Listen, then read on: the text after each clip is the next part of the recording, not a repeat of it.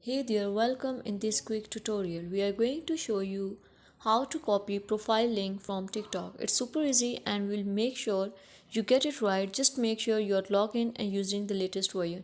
Make sure to watch the complete video and follow each step carefully to avoid forgetting anything and making mistake. First of all, you have to tap on the TikTok app. The app will appear in front of you and below that you can see the five options: home, friends, plus bar, inbox and profile. You have to click on the profile button. Your profile will appear in front of you. You have to copy your profile link. The link will be copied in your profile.